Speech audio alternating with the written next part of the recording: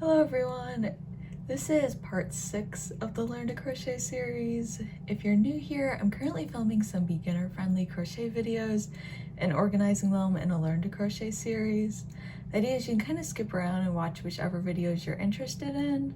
If you are an absolute beginner though, I would recommend watching parts 1 through 3 in order first, and then afterwards you can kind of skip around as you would like. So in this video today, we're finally going to go over how you would crochet in rows. I wanted to start by crocheting in the round for the Learn to Crochet series, just because when I was learning how to crochet, I preferred crocheting in the round. But in this video today, we're finally going to crochet in rows, and we'll introduce a new stitch. This is the US single crochet stitch. If you prefer UK terms, you would call it a double crochet stitch. And don't forget, each of these videos has a blog post that goes along with them, so I'll put the link for the blog post for this part in the description box down below. So let's go ahead and get started. Alright, so we're going to begin with the slip knot. There's multiple different ways to do this. The way I normally do it is I just take my index finger and lay the yarn over it, then wrap it around again and tuck it between your first and second finger. It'll kind of look like an X, so you pull up on the yarn that's on the top right and then pull that yarn from the left through.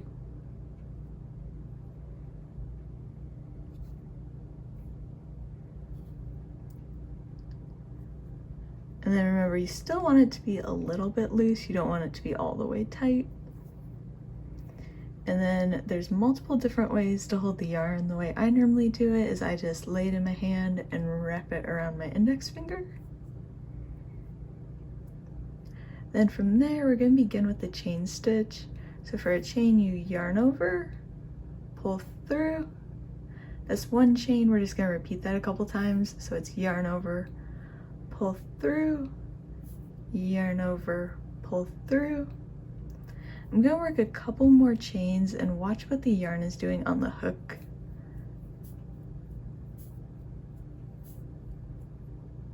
So you see how whenever I go to chain when I yarn over, this loop goes all the way down on the hook and then you pull through. That helps make sure that the chains stay the same size. So a lot of times when you first start crocheting, they might be different sizes, and that's perfectly fine. That's how everyone begins. But if you're struggling to get them consistent, when you yarn over, make sure that that loop is going down lower on your hook, and then you pull through.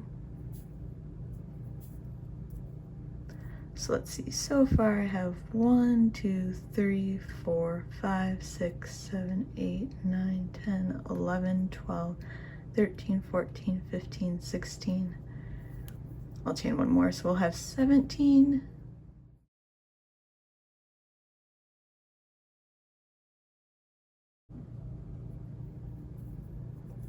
So you can chain as many as you would like. If you want to chain the same number that I have here, you'll chain 17.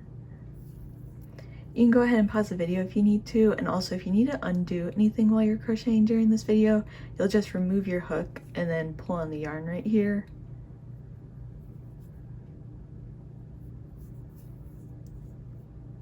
So then in this video today, we're going to be using the single crochet stitch. That's a US crochet term. If you prefer UK crochet terms, you'd refer to it as a double crochet stitch. We haven't used this one quite yet in the Learn to Crochet videos. So first, this loop that's on your hook right now, that doesn't count as a chain. So the first chain is right here. We're not going to work into that one. We're going to work into the second chain from our hook. So it's going to be this chain right here, the second one.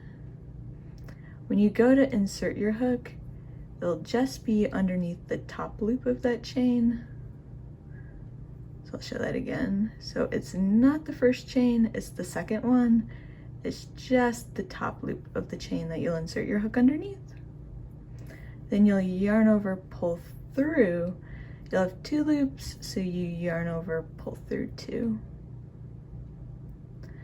So that counts as our first single crochet stitch. We're going to do that in each of the rest of the chain spaces. So you'll insert your hook into that next chain space, just underneath the top loop. Yarn over, pull through. You'll have 2 loops, so then yarn over, pull through 2. So now we have 2 single crochet into that next chain space. You'll insert your hook just underneath the top loop, yarn over, pull through. You'll have 2 loops, so yarn over, pull through 2. We're going to go ahead and just continue that along.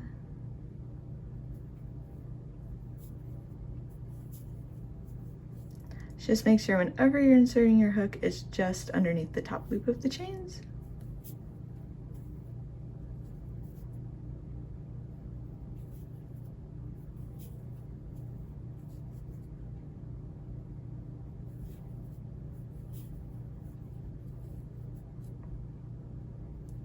So you can go ahead, you'll work a single crochet stitch into each chain, and then I'll meet you at the end.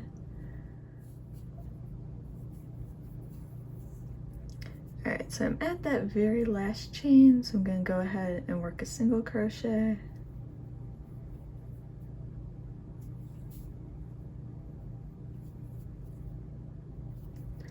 Now since I began with a chain 17, we'll have 16 single crochet stitches. So if you want to go back and count, remember that chain 1 at the beginning, you can see it right here, that's not going to count as a stitch. So the first single crochet will be the first stitch you see where on the top it looks like a V. So if you go ahead and count, you should have 16.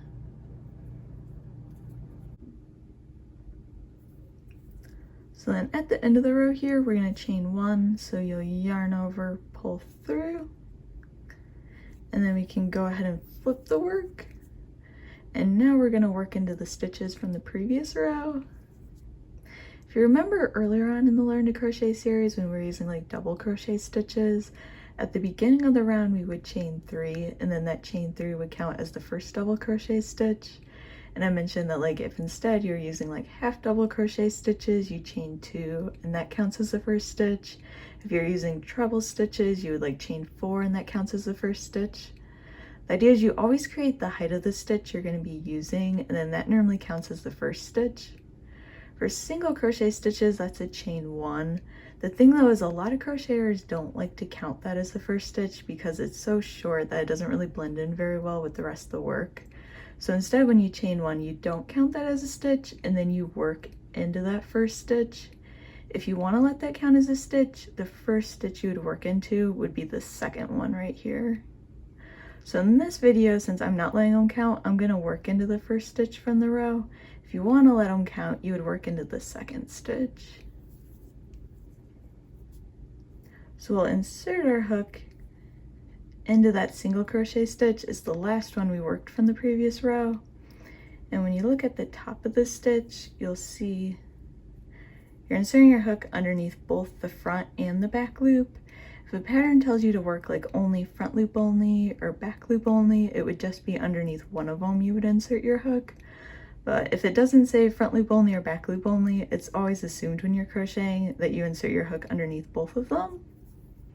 So when you look at like the rest of the single crochet stitches, whenever you see those V's, you're always going to be inserting it underneath both the front loop and the back loop. So then we'll yarn over, pull through. You'll have 2 loops, so you'll yarn over, pull through 2. And we'll just continue this down the row, so into the next stitch. Once again, make sure you insert your hook underneath both the front and the back loop. Yarn over, pull through. You'll have 2 loops, so yarn over, pull through 2. And we'll just continue this down the row.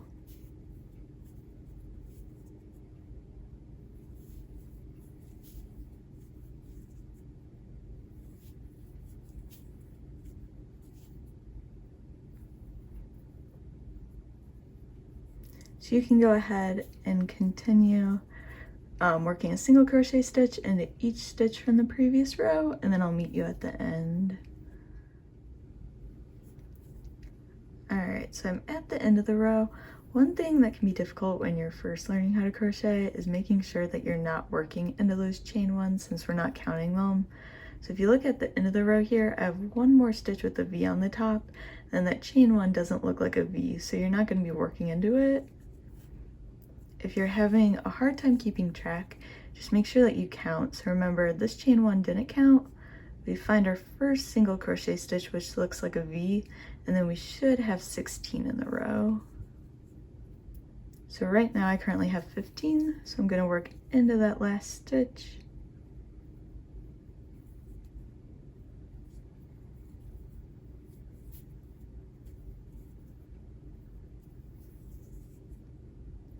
So that's the end of row 2. Once again, we'll chain 1 and then flip the work. And then from there, it's just going to be like the previous row. Remember, the first stitch you work into is the last one that we just crocheted for the previous row. And we'll work a single crochet. And then you'll just continue this along the row.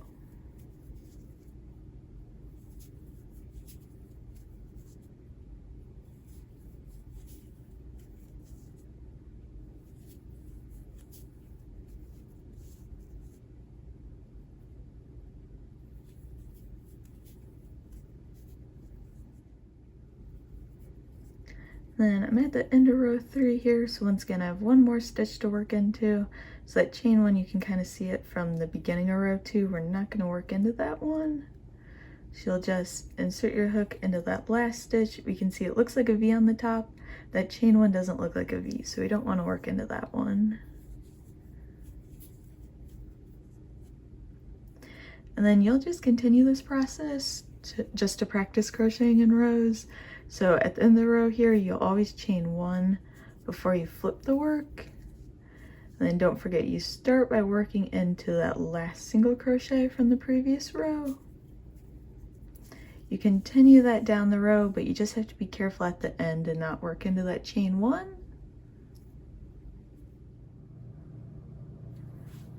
So that's the full video for this part of Learn to Crochet. I hope it was helpful. I know when I was first learning how to crochet, I preferred crocheting in the round. Then I'm trying to see if I have time to add a small little pattern video for crocheting in the rows into the Learn to Crochet series.